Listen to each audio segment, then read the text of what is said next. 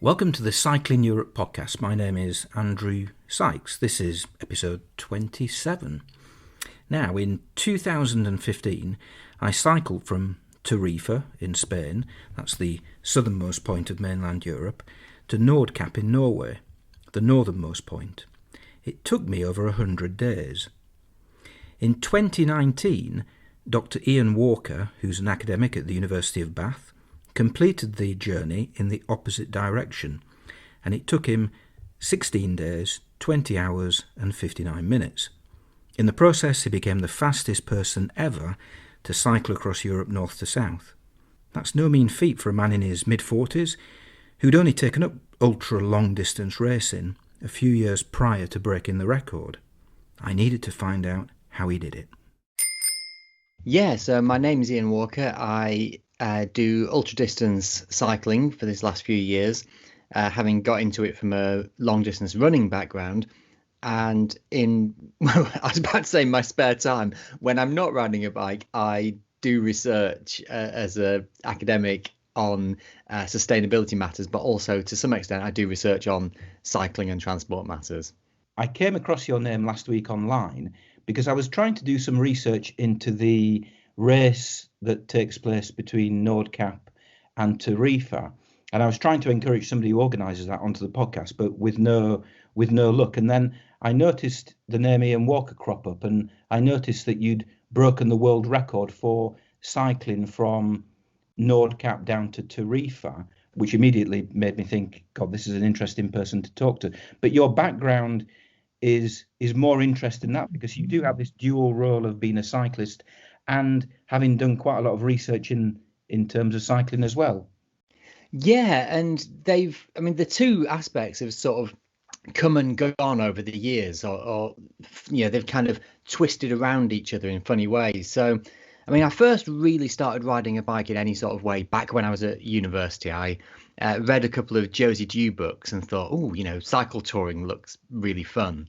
And I started riding on this appalling old piece of junk mountain bike, and I graduated to something slightly better, and was just doing sort of what you might think of as classic touring, very CTC style, sit up and beg, cafes and panniers type touring.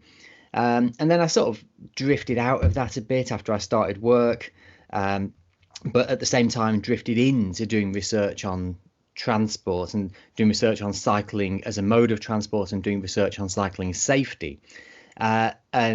But at the time I was doing that, I was doing a lot less actual riding in my personal life. And there was even a time where it almost felt almost fraudulent that I had all this professional experience and spent a lot of my time at work talking about cycling, and yet wasn't really doing any of it at the time. And then it's almost now gone full circle the other way, that I spend a huge amount of my spare time riding a bike these days, but actually do less research than I used to. So over the last 20 years, it's really spun round and round between the two worlds. So getting back, before we actually go on to the stuff that you do now in terms of the cycling, just picking up on what you said about the traditional CTC kind of cycle touring, where did you get to when you first took it up? Where did you go? What kind of places did you cycle to? Well, basically, so it started when I was at university, and I was at York, and there's good cycling around there. You've got some real options of, you can stay flat up and down the Vale of York, or you can get into the Pennines or up to the Yorkshire Wolds.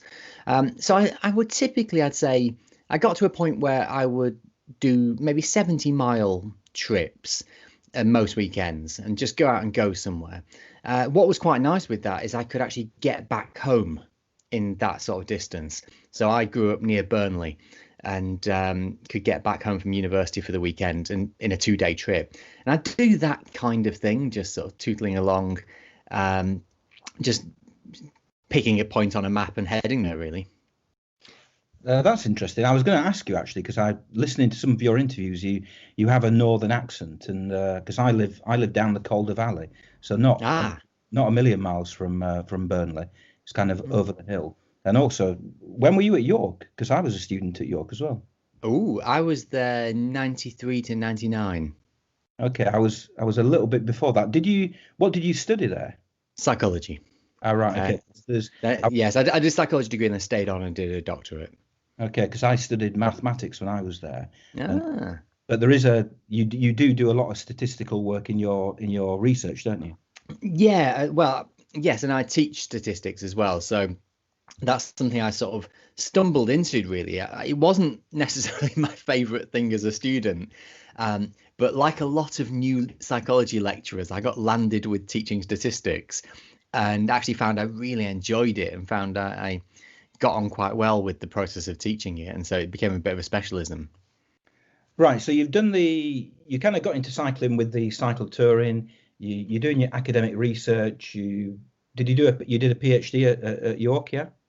Yes, although it was in a very different subject, actually. My PhD was actually in sort of memory and language. So yeah, the move into the transport research came later. So you're now, I think you're in your what, mid-40s? Yes. So there's a long period there between actually doing your initial break into cycling as a cycle tourer and what you've done over the last few years. So what happened in the intervening 20 years? There's a big question. Basically, probably the key answer to this is that I had a long period of not doing very much. So, realistically, if let's for the sake of argument say my 30s, I really wasn't doing that much physical active stuff. Every now and again, I would just have the idea to do a thing. So, for example, I at one point I was living in Salisbury at the time, and I discovered there was a 26-mile footpath to Winchester, and so I just sort of built myself up to be able to walk that path in a day and see what that was like, and then stop doing it. And another time, I thought, oh, I'd be really interested to know what it'd be like to ride 200 kilometers on a bike. And I built myself up to do it, did it once, and then stopped again. And so I went through these sort of fits and spurts of building up to doing an event or an achievement and then just stopping again. It's almost like, yeah, I've done that, checked it off. I can move on and just sit back on the sofa again.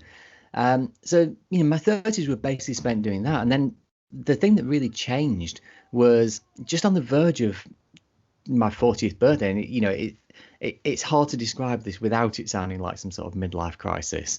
But just at that point, a friend just sent me a video out of the blue of a running race, the Transvolcania running race in the Canary Islands.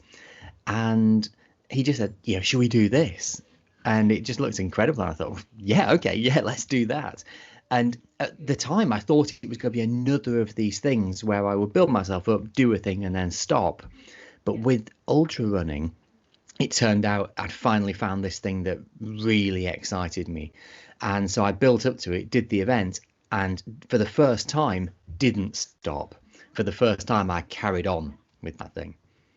So there's a clear connection between the ultra running and the kind of cycling that you do now. What do you think is the attraction? What makes it different? What makes it such an appealing thing for you? I dare say a lot of people might disagree with you, but what is the appealing thing for you about that very long distance exercise? I think there's a couple of things. The first is that it provides an opportunity for someone like me, who's not the most powerful athletic figure in the world, to do well. I'm not the fastest or the strongest, but I've got a good boredom threshold and I can put up with a sore backside for a long time. And, I can do well at something just through these other means. But there's another aspect of this as well, which is what I started to glimpse with the running, especially when you start doing, say, 100-mile runs that last a day or so, is there's this really interesting experience that I hadn't realized was going to happen, which is when you go into a long run like a 100-miler, there's this feeling of putting your regular life on a shelf for a period. It's like you just put aside your normal self, and for this period of 24 hours or whatever it is, you just 100% single-mindedly devote your entire existence to just doing one thing. And I really came to enjoy that. I really came to like the freedom that came with putting my normal life aside for a bit and just completely focusing on one thing. And I think one of the reasons the transition to cycling happened was I spotted when I learned about ultra distance cycle racing, I thought, wow, there's a chance to do that same thing. There's a chance to put my life aside and focus on a thing, but not just for a day, maybe even for weeks. And it was the idea of just putting life on hold for maybe 2 weeks and just having that complete focus and dedication that really, really drew me to the cycling, to the extent that I literally just stopped running and bought a bike the next day and started cycling. Yeah, I think most people, certainly most cyclists, can probably sympathise with that feeling, simply because when you get on a bike, and the same is when you're running, you can't do anything else. You can't fiddle with your phone. You can't read a book. You can't do all these other things that we spend so much of our life nowadays distracting ourselves with things in our hands or things on a screen. When you're on a bike, you're forced not to do that. And it is actually, especially in our modern world, it is quite a nice thing to experience. Yeah, that's absolutely right. And I guess what sport, ultra distance sport in particular, gives you is that opportunity in a sort of socially acceptable way to do something that is almost like meditation. It's almost like giving you an excuse to find that time and space without distraction. You have recently written a book called Endless Perfect Circles, and that's about your cycle, your world record cycle that we'll come to in a second. But I did notice that it's subtitled My Experiences of Going from a Couch Potato to Record Breaking Long Distance Cyclist. Now, from what you've just said, is that an accurate description? You don't really sound like a couch potato. Yeah, I think there's possibly a sense in which I was very slightly disingenuous there, but I think there's also a sense in which it's true. Like I say, I genuinely did spend most of my 30s not doing much. A typical evening was spent sitting on the sofa, eating and drinking beer. And those bursts of activity I described were not the norm. They were things that would happen for maybe 3 months and then I'd stop again. The bulk of the time was spent just really not doing any sort of physical activity. So you've now made the decision to move from doing the running to doing the cycling. What was the first event that you entered? That was the transcontinental race, which was the one that just captured my imagination. And the thing that got me was, I can't remember how I saw it. Maybe it was on Twitter or something, but somebody linked to a photo essay on Strava, which is still there actually. And it was documenting the 4th edition of the transcontinental race. And it had text and these amazing images that just conveyed the absolute mind-boggling scale of that kind of race. And it's all these images of people slumped to sleep in the corner of checkpoints and riding up astonishing mountain passes in Eastern Europe. And that essay just conveyed the enormity of the event so well that was what just immediately grabbed me and made me think, okay, yeah, this is somewhere where I can experience the scale and enormity of a sporting event that will dominate my existence for this long period of time. Now that was in 2017, and that a lot of people will have heard of Mike Hall. I think that took place shortly after he was killed in Australia. Have you read Emily Chappell's book about long distance cycling? I haven't yet. I have it here, and I deliberately put it aside until I'd finished writing my book because I didn't want to be influenced by another writer writing in a similar area. And then I've not yet got round to reading it, but it's high on the list. Well, it should be, because it's a cracking read, but I have to say, after reading it's a brutal world, and it's not the greatest advert for somebody who wants to be encouraged to do that kind of ultra long distance cycling. So you say you looked at these pictures on Strava online and you thought, wow, that looks incredible. Do you think you were going into it a little bit naively, a little bit blind? Were you aware of the fact that it was such a brutal, harsh thing to do? Yeah, I think I was, or at least I went into it anticipating that. So something I always did when I ran was I was really careful never to let myself get complacent about races. Even after I'd had good races, I always made sure I didn't get too big for my boots, and I would go into the next race telling myself, okay, the last one went well, but this is a big day out. Anything can happen. This is going to hurt. And basically, that was almost like a mantra. I went into every running race thinking, this is going to hurt. And so when I went into that transcontinental race, which was obviously going to be vastly bigger and vastly harder, I was going into it with, this is going to hurt more than anything I've done before.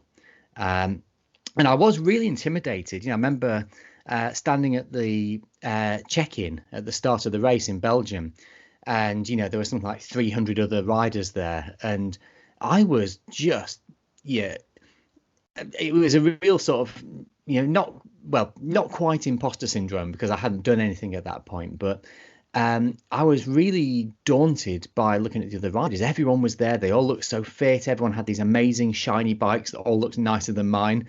And just watching them was really intimidating. And so with all of that, with the intimidating nature of the other riders I saw, with the scale of the event that I knew was going to be bigger and harder than anything I'd ever done before, there was no sense at all in which I went into it being complacent or expecting it to be easy.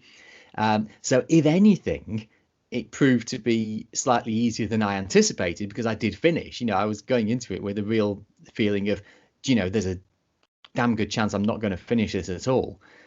So if anything, it was better than I set myself up for. Yeah, I mean, I think you're being a bit disingenuous there, because you actually finished 27th out of a field of, like you said, 300-400 people, a lot of whom didn't finish. But I've got to say, that genuinely, and I know people won't believe this, but that was genuinely a complete surprise to me. I was, I had no expectations. I'd never ridden a bike before in a race. Like I said, I was really, really daunted at the start line, just watching all these other people. The only ambition I had was to finish. And the fact that I did reasonably well was genuinely a complete surprise to me. I'm trying to visualize you there at the start of this race with all these people around thinking, oh God, I'm this is outside my comfort zone. Mm-hmm. By the end of that race, after the 13, 14 days that you were with those people, although obviously you don't spend much time with them, did you have a very different view of that world of long distance, ultra distance cycling at the end of that 2-week period than you had when you first arrived in Belgium? Yeah, definitely. And let me go on a very slight little tangent here. So I once, a few years ago, there was this really weird thing that happened at work where one of the UK research funding councils were doing a science communication event, and they basically set up an event where a bunch of researchers could do stand-up comedy as a way of communicating their research. And I, in my typical way, went, oh yeah, I'll do that. That sounds like fun. And we went along to a training day where a stand-up comedian came in and gave us some training. And he said, he told us all sorts of stuff about microphones and timing and things like this. And he said, now here's what will happen. You'll do your first set. You will be absolutely terrified the whole time. And the moment you step off the stage, you'll go, oh, right, now I see how you do that. And he was dead right, because stand-up comedy is really hard. But that was exactly the experience I had with the transcontinental. I can remember sitting there at the finish line, maybe an hour or so after I'd finished, and just thinking to myself, right, okay, so that's how you do it, is it? Now I see how this works. And it was only when I stopped that it all became clear. And what was the reaction of all these other people? A lot of them didn't finish, obviously. And there you were, this 40-something upstart person from England who managed to come 27th. What was their reaction? Were they in any way dismissive? Oh, no. I mean, I don't think anyone noticed, to be honest. It's a big race. Everyone's welcome. Everyone's, no one's, I think, particularly surprised that some unknown person just turned up and had a go, because that's the nature of the ultra distance world, whether it's running or cycling. Both of those, I would say, are very welcoming worlds that generally, obviously there'll be exceptions, but I'd say generally both of those worlds are very accommodating, respectful to anybody who wants to rock up and have a go. Yeah. So how long was that transcontinental in 2017? I think it was 13 days, something. I've not actually got that to hand, but yeah, it was something like 13 days. Oh, do you mean distance? Sorry, it's about 4,000 kilometers in distance. Right. Okay. So the following year you did something in Wales, which I'm assuming wasn't 4,000 kilometers, because you can't fit 4,000 kilometers into Wales. When was the Northgate 4,000? That was 18 as well. So the Trans Wales race was kind of just a warm up. That was just a very low key, fun local event, and then the main event that year for me was the Northgate 4,000. So this is Italy, Lake Como, I think, was it, to Nordkapp? Yeah, Lake Garda. Yeah, Lake Garda to Nordkapp, right at the northern point of Norway. 4,000 kilometers. And tell us about that. Tell us what happened there. Well, I mean, the Northgate 4,000 is a really nice event. In many ways, quite similar to the transcontinental, a sort of 4,000-ish kilometer self-supported race across Europe. The key difference between the two is that the transcontinental just gives you checkpoints, and you've got a completely free reign of which route you take between checkpoints, whereas the Northgate 4,000 has a set route that everybody follows, which actually was kind of quite good for reducing stress. So, when you found yourself on a really bad road, you could think, oh, well, A, it's not my fault. It wasn't a routing error. And B, everyone else is in the same boat, so it doesn't matter. And so we set off from the north of Italy over the Alps on the first day. And then, it's another non-stop race. So the clock just starts at the start and stops when you get to Nordkapp. And it's up to you how long you ride, when you take a break, where you stop, where you find food, completely self-supported. And probably the two really notable things from my experience were, first, because of the nature of the race, they have a ferry crossing, or at least they did this year. So there was a ferry from Tallinn to Helsinki to get across the sea there. And that was one of the first things that really introduced this sort of air of absolute excitement to the whole thing, because a day beforehand, I'd managed to get into the lead of the race, and I had this amazing experience of like, right, okay, flipping heck. I'm in the lead. I never thought that would happen, but I've done it. Now I've got to hold on to this. And so two things happened. The first was I did this huge day's riding, sort of 750 kilometers or something like that, to just cement that lead, which was just the most mind-blowing experience. And it involved all sorts of stress with that ferry, because I remember riding through the middle of the night through Estonia, having to pre-book the ferry. So there was 3 different ferry companies that ran routes across the sea. They had to be pre-booked, which meant you had to take a punt on what time you thought you might get there. And I can remember sitting outside a petrol station at 2 a.m. on my phone going, oh my God, which one do I pick? Which one do I pick? What time do I reckon I'm going to get there? It's 200 kilometers away. And so I had this frantic race across Estonia, and then like 2 hours at the ferry port going, come on, ferry. And then eventually I managed to get on it ahead of everyone else and get across to Finland first. And then that kind of kicked off the second really sort of thrilling and awful part of the race, which was I was in the lead for 1,000 miles, so 1,600 kilometers. And, I joked at the time it was a 1,000-mile breakaway, and it genuinely felt like that. You imagine seeing a rider in the Tour de France doing a solo breakaway, and then imagine doing that for 1,000 miles. That's what it felt like. Just that constant looking over your shoulder, worrying about the pack creeping up behind you, just digging really deep to try and stay ahead. And I learned so much about what it means to push yourself. Before that point, I'd never understood what it meant to really, really dig deep and go all out. But I made a decision there. I just thought, right, I've found myself in the lead of this race. I owe it to myself to do my absolute 100% best and I just discovered that you can dig down, find more, and keep going. But it was flipping hard work. To what extent do you actually know where the others are when you're in the lead? I mean, you say, metaphorically, you look behind your shoulder. Obviously, you can do that in the Tour de France. You can't do that if they're hundreds of kilometers away. How do you keep a track of the other people? Well, that's interesting. So nearly all of these kind of races use satellite trackers to update your position kind of every 5 or 10 minutes on a map. So everyone can look on their phone and see where everybody else is. Now, as it happens, things went a bit funny in the Northgate 4000. So the organisers there, for very good reasons, to kind of keep the costs low and make less barrier to entry, they'd arranged a system of tracking where if you had a satellite tracker, you could use it, and I did.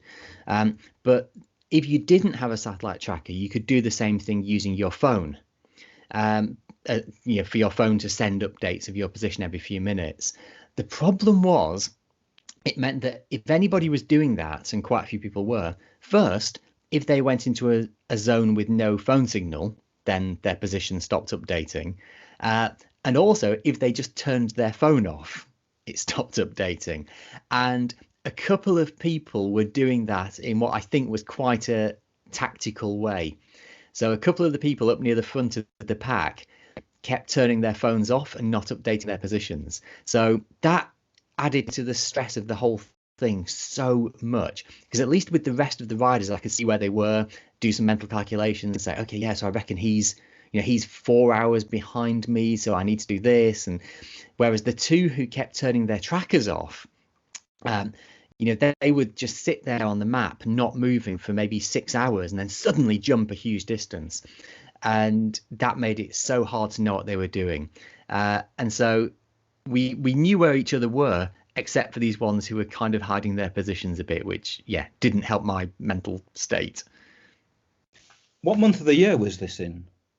It was summer. I think it was either June, July, or July, August. I can't remember which one. So you've got a really long days, and presumably you could. I mean, obviously you do need to sleep and eat and what have you, but presumably you could just keep on the bike for a long, long time in northern Norway to an extent that perhaps was more difficult further south.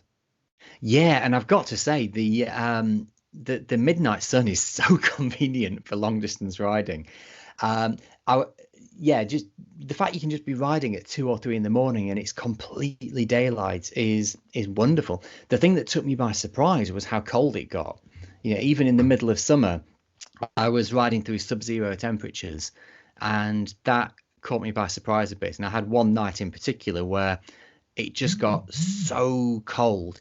I had every single item of clothing on. I had my sleeping bag stuffed in my coat. I ended up, I stopped in a bus shelter and I found some old magazines, and I was ripping magazine pages and sticking them in my clothes and down my leg warmers. And, it was that cold that in the end, I just got driven off the road and just had to bunker down. And you arrived at Nordkapp, and obviously you won that race. You did it in, I've written it down somewhere. Yeah, 11 days, 10 hours and 43 minutes.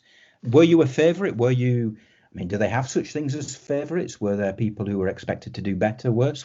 And were people expecting you to be up there?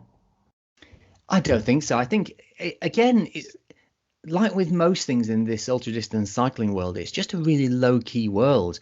And I think every race that runs, a whole load of new people appear. So I don't think there is such a thing as the notion of favourites or outsiders particularly. I mean, there's a handful of names where if you saw them on the roster, you'd think, oh, they must have a chance, Fiona Colbing, Mark Hayden, people like that. So James Hayden, people like that. But apart from this handful of people who've got track record of winning things, you just see a whole load of names and you think, okay, right, well, there's a load of people here. Let's see what happens. Do you think it is something? I mean, you're in your 40s. Is it something that is physiologically better suited to older people rather than perhaps people who are in their late teens and 20s? Do you think you're better your physiology is better suited to that kind of event when you are a little bit older, perhaps in your 30s and 40s? It's a really interesting question, that.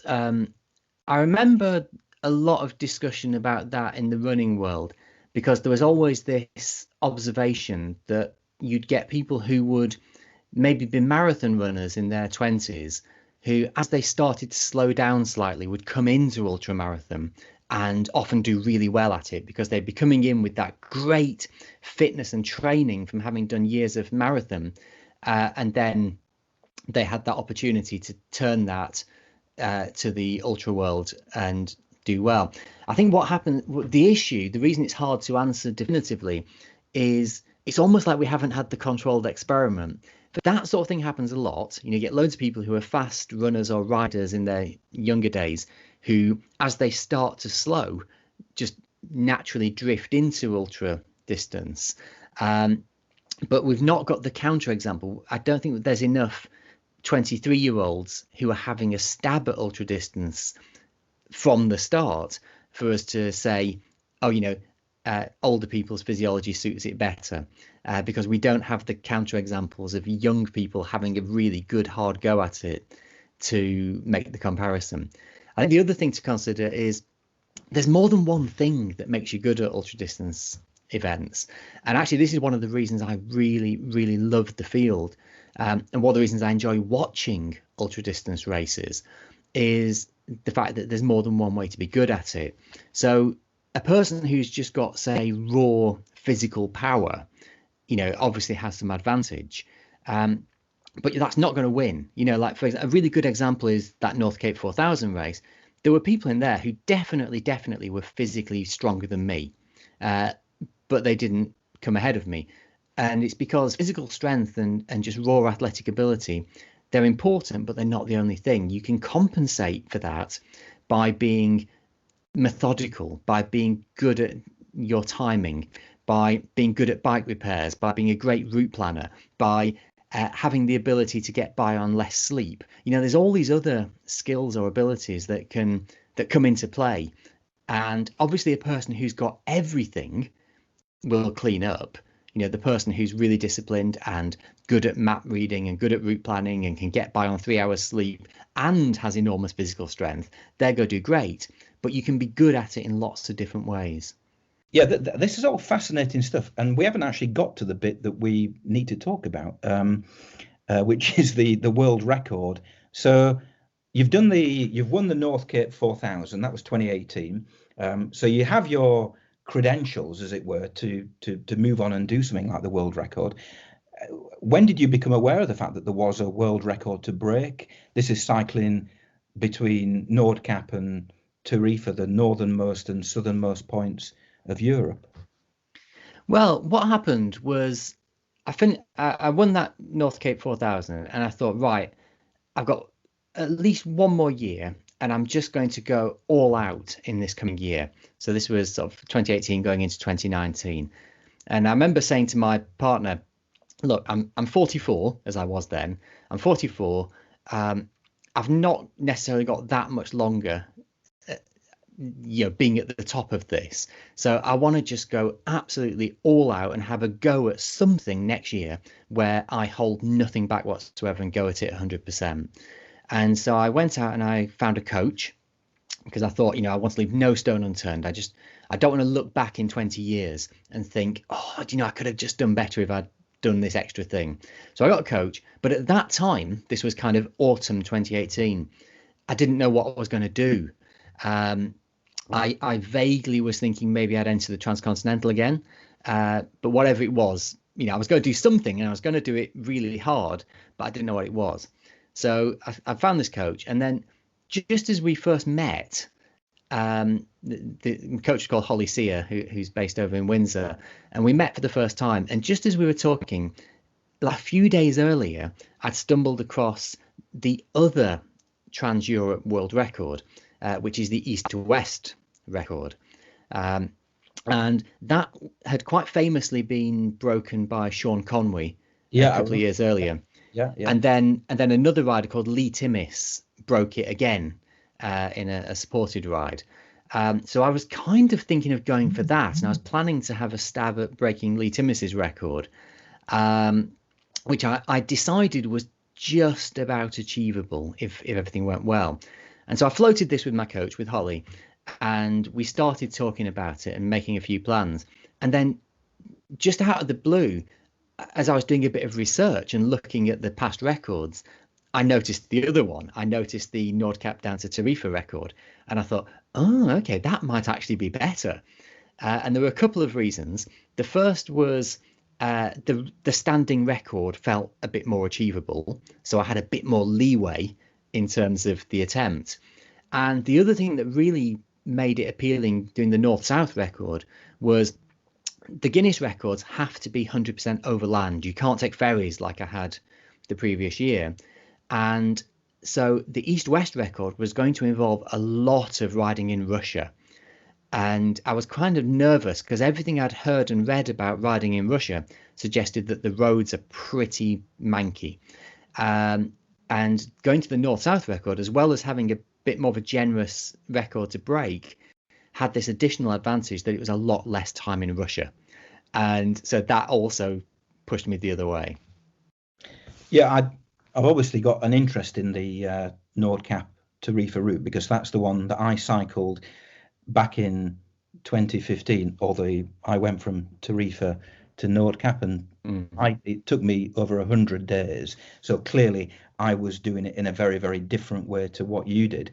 But thinking about it, for me, if I wanted, and I did want to cycle across a continent, for me, cycling from south to north, or perhaps north to south, is more of a crossing of a continent, especially Europe, when you think about the geography of Europe, than doing east to west.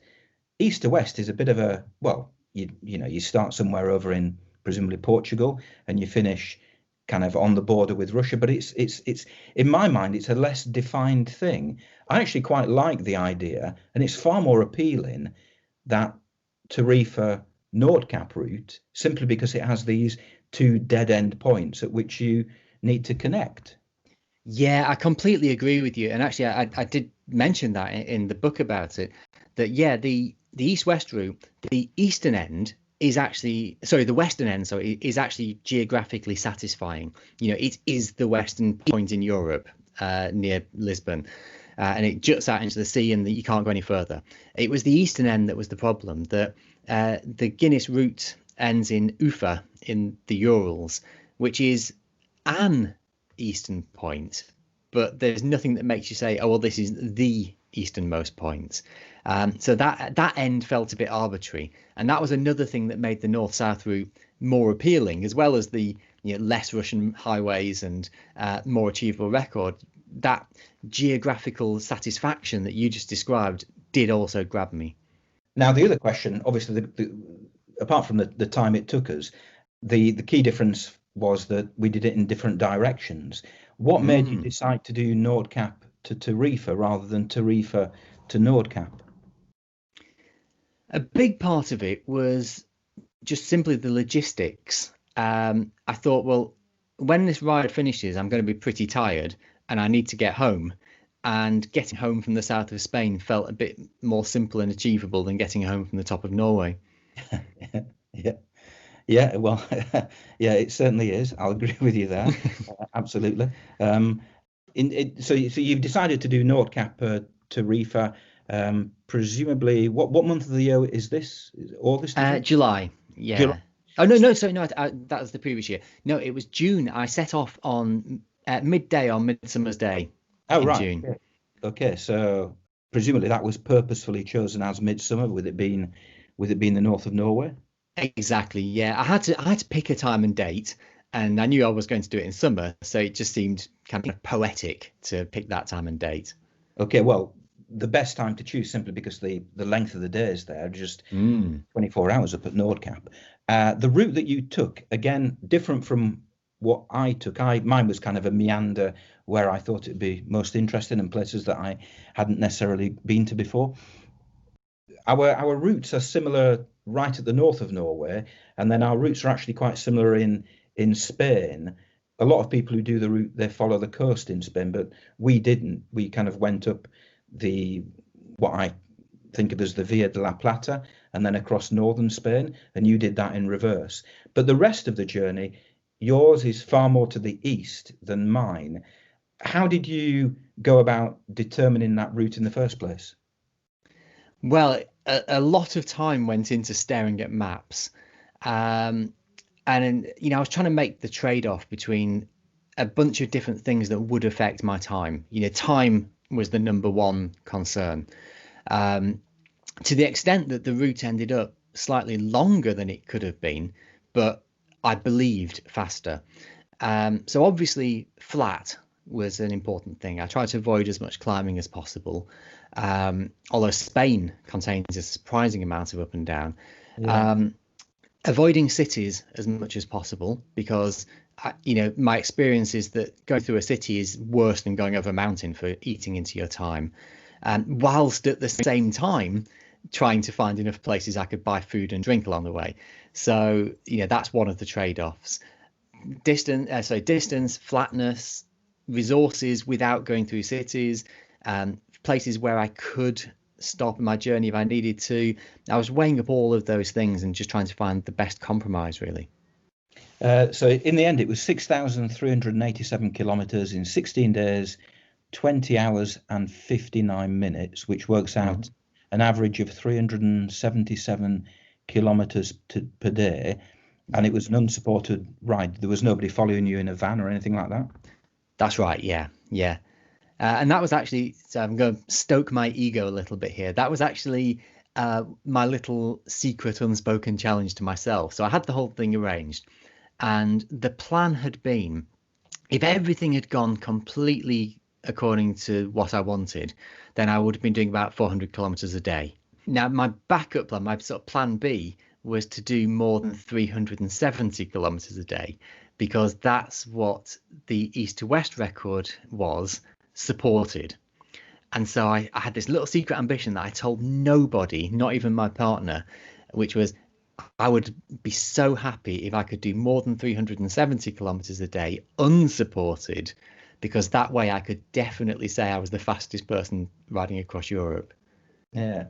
And I spoke to Mark Beaumont earlier last year during the first lockdown, and I was surprised. He told me that actually the Guinness World Record people, they make no distinction between supported and unsupported world records, because when he went around the globe for the second time, it was very much supported, but in effect he was trying to break the same record that he'd broken all those years before when he first did it unsupported.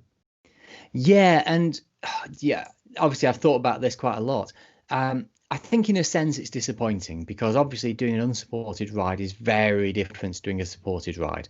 And there were times where, the idea of having somebody find my food for me and massage my legs. And I mean, I've read Mark Beaumont's book about riding around the world, and there were bits in there that almost made me weep with jealousy, where he's saying things like, oh, it was quite a flat day today, so the mechanic changed the cassette on my bike, or this day we decided to go for such and such a tires because the road surface was bad, and that would have been so nice. So the demands of supported unsupported are so incredibly different, but at the same time I can completely understand it from Guinness's perspective. They're trying to maintain a fairly clean, pure set of records, and how could you actually prove it that you did something completely unsupported? Yeah, that was the point that Mark made. He just said, you cannot. Where do you define supported and unsupported? It's a minefield, but probably one that a lot of people are not aware of. Should they be considering breaking your record? And I think there was something when we did the transcontinental at the start of it. They showed us a little video that Mike Hall had made before he died, where he explained what he saw as the key here. And I think this has really stuck with me as a useful guide, which is the thing that was forbidden in the transcontinental is any help that comes because you are you. So if a stranger just meets you in the street and decides to give you something, that's fine, because they'd have given that to somebody else. if somebody else had happened to come along at that point. Whereas if a person comes out to meet you, that's help. And that would presumably disqualify you from the races. Yeah. Thinking back to when I did Tarifa to Nordkapp, clearly for me, the cycling is important. I enjoy the cycling, but I also enjoy the fact that you can rock up in a little town, sit in a cafe, have a chat with the locals, have a glass of wine, eat a baguette. I'm kind of fantasizing now in my kind of in my cycle. Yeah. But that in the back of my mind is kind of the ultimate thing for me, is just to kind of have that experience. For people who've done what you're doing, I'm not going to presume, does that exist? Are you able to enjoy it as a traveling experience just as much as a physical endurance experience? No, basically. Like I went into all of these events, the transcontinental, well, not so much the transcontinental, but especially the Northgate 4000 and the Cross Europe record. I went into those saying to myself, I want to do well at this. I've set myself the challenge of doing this as fast as possible, and I'm going to take that seriously. And I know that's not for everybody, but that's what I decided to do. And because I'd set myself the challenge of riding fast, I went into it knowing that means you can't sit around enjoying a glass of wine with the locals. It means that if you're waiting for that baguette, you're going, come on, will this baguette ever bloody arrive? And it becomes a completely different experience. And I know, I've spoken to people who hate the idea of doing what I did there, who just see it as an absolute lost opportunity to ride through France and not stop in cafes. And I can relate to that, and I know what they mean. But at the same time, if you've set out and you said, well, the reason I'm doing this is to be fast, then you realize there are sacrifices that come with that. And yet there are also huge gains. And one of the gains is that it goes back to that kind of mental freedom that we touched on earlier, that if you set out and said, well, I'm going to ride from here to there as fast as possible, and that is the only thing that's going to drive every single decision I make today, that is actually incredibly liberating. There's a freedom that comes with that. Maybe you've ridden through a village and you're like, oh, that cafe looks nice. Should I stop there? Or maybe that cafe over there. I don't have those quandaries. I just keep going. And, there's that. There is a freedom and a liberation that comes from putting yourself in a position where all your options are taken away from you. And trying to go fast does that. Yeah, I think there is a joy in just cycling a long distance, and I've done it on a few of the rides that I've done, on a few of the days of those rides, because of circumstances, and it's usually because you find yourself in a mood which isn't brilliant and you just want to move on and make some distance, or perhaps it's because you can't find a campsite or whatever. And I have ended up cycling a phenomenally long distance. I mean, I think the longest was it was over 200 kilometers when I was cycling along the coast of Spain back in 2013. And I did enjoy that. Looking back, I did thoroughly enjoy that experience of just being on the bike and pushing myself and keeping going and keeping going and keeping going. And it was just as enjoyable as those days where you cycle 30, 40, 50 kilometers and seem to spend most of the day just sitting around looking at the landscape and eating baguettes. And this is one of the beauties of cycling. This is one of the beauties of riding a bike, that you can choose. You can have both or either of those, as suits your mood. And the bike is a very, very flexible device that can reward people in lots of different ways. Yeah. How do you define the northernmost point and southernmost, or rather, how did Guinness define it? Where is the point? And the reason I ask is because when you get to Nordkapp, where that statue is, where the sculpture is of the globe at Nordkapp, that's not actually the northernmost point of the continent, is it? And likewise, when you get to Tarifa, the end of the causeway actually is connected to the island where there's the military bit. Where did Guinness say you've got to start and finish? Guinness say the northernmost point is the entrance to the visitor centre at Nordkapp. And so for people who haven't been there, which I imagine is most people listening to this, the road ends. There's kind of a car park. The road, you get to the end of the road, literally the end of the road. There's a car park. The visitor centre is in front of you. And then you walk round the visitor centre and there's a sculpture out back, maybe 50 metres, 50 metres behind the visitor centre. And then there's another short distance of, I don't know, 10 metres or so. And then the cliffs drop into the sea and that is it.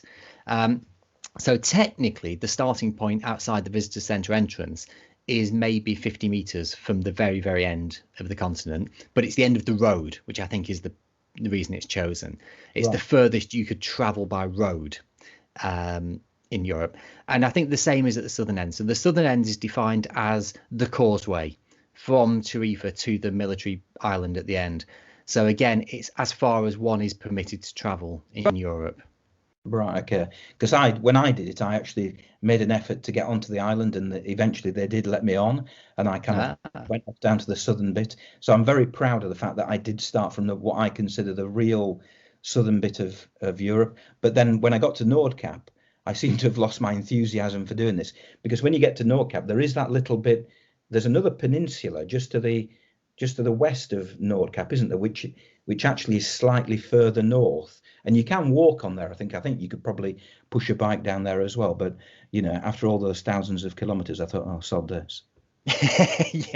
And so, one can physically get a bit further. But like I say, I think the records have been based around where the roads end. Yeah.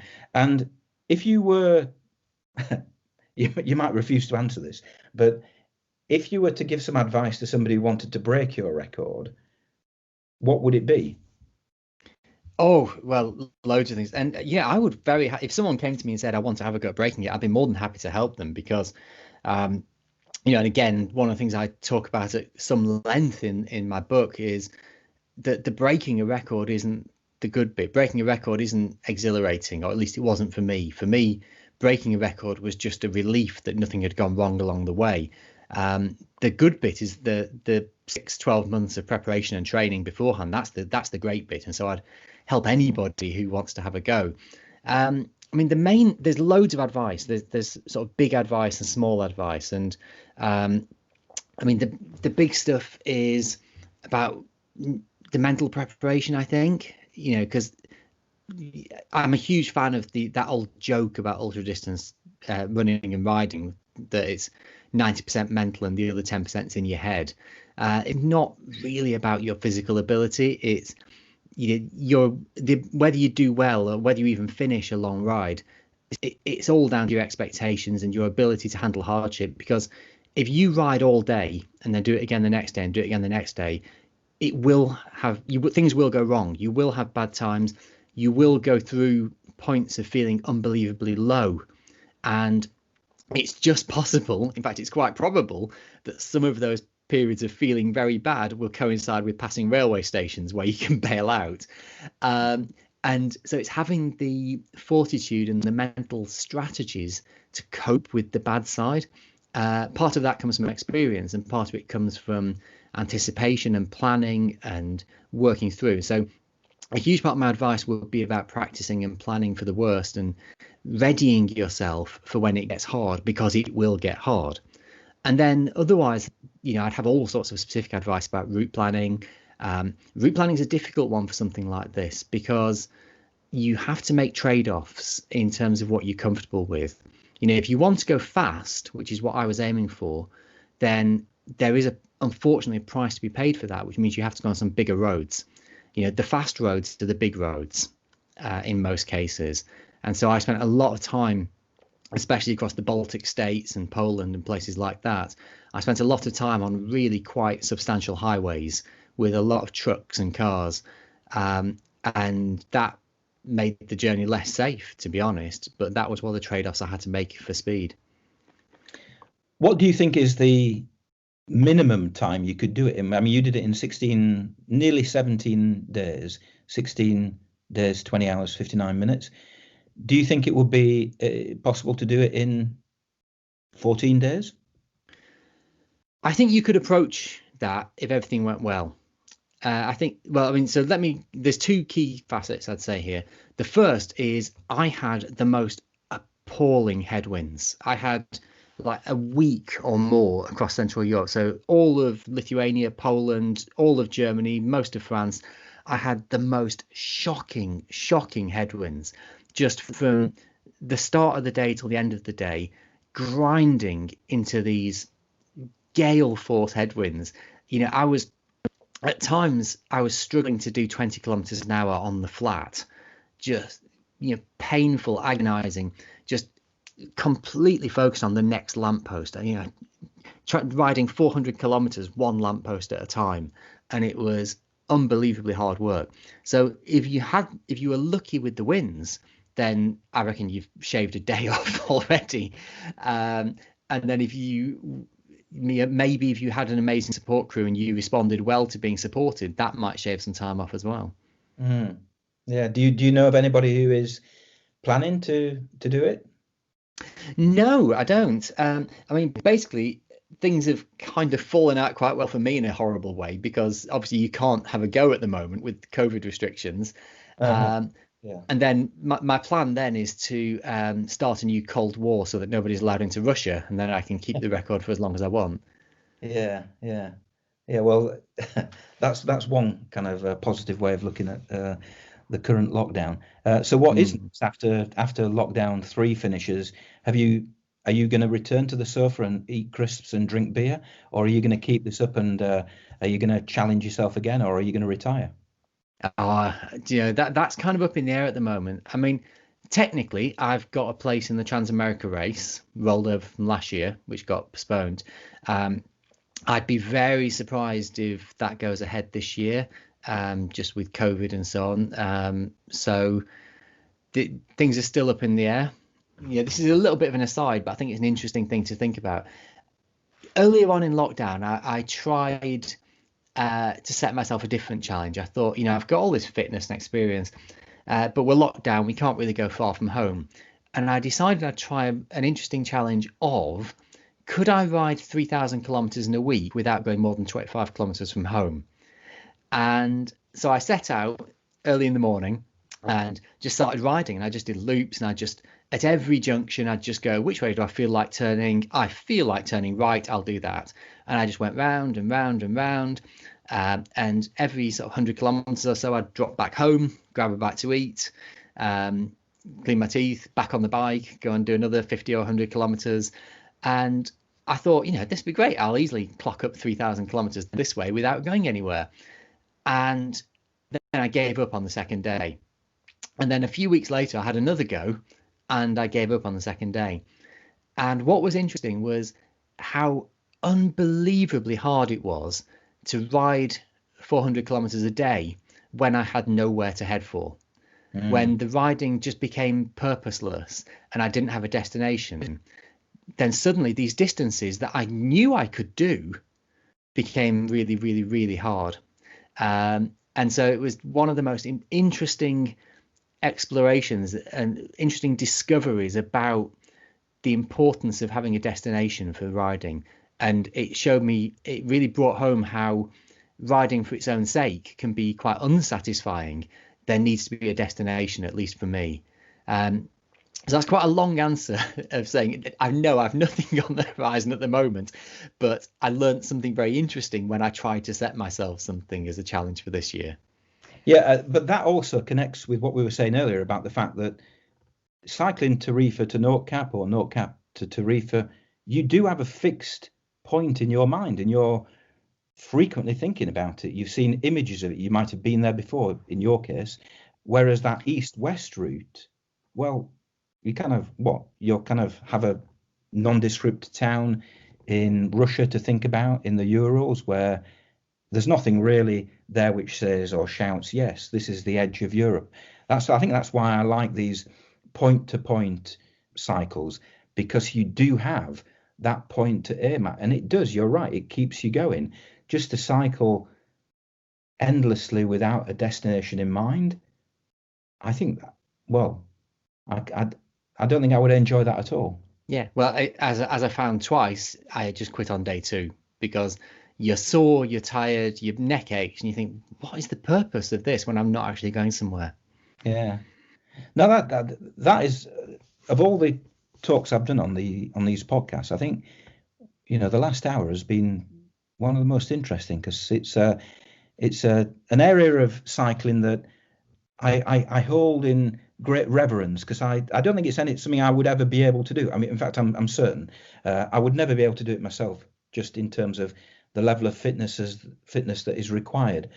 But I take my hat off to people like you and Emily Chappell and Mike Hall, when he was around, who do these things, and they are amazing things to achieve. So well done. Oh, thank you. And we haven't even touched on your academic stuff. And don't worry, I'm not going to go down that route now. But the academic side of your life, when it comes to cycling, is equally fascinating. Correct me if I'm wrong, but you're the man who I remember reading about years ago, who cycled round Bath or Bristol with a long blonde wig on. Yeah. Yeah, that's right. It wasn't blonde, but otherwise, yes, that was me back in sort of 2006. Where I spent a few weeks riding around. The wig was a sort of follow-up thing. So mostly I was measuring other things. I was measuring riding position on the road and whether wearing a helmet made a difference and things like that. And the wig was a little follow-up experiment where because so many people kept saying, do you think it would change do you think drivers treat men and women differently, basically? And I asked around to see if I could find a woman to do any riding, and no one volunteered. I dropped some really heavy hints and nobody took the bait. So in the end, I bought this long dark wig and spent some time riding up and down a road. So I'd ride up the road, stick the wig on, ride back down the road, take the wig off, and collected distance measurements from all these drivers with and without. And luckily, what was good with that is later on, some other research teams tried it with real men and women and found the same results I did, which is kind of always nice when that happens. Yeah, the people who lived on that road must have thought, what's that bloke doing? He keeps cycling up and down, what with a wig and without a wig. Well, the thing that probably made it particularly funny if anyone spotted me was because, of course, it was all about signaling to the drivers behind as they approached for overtakes.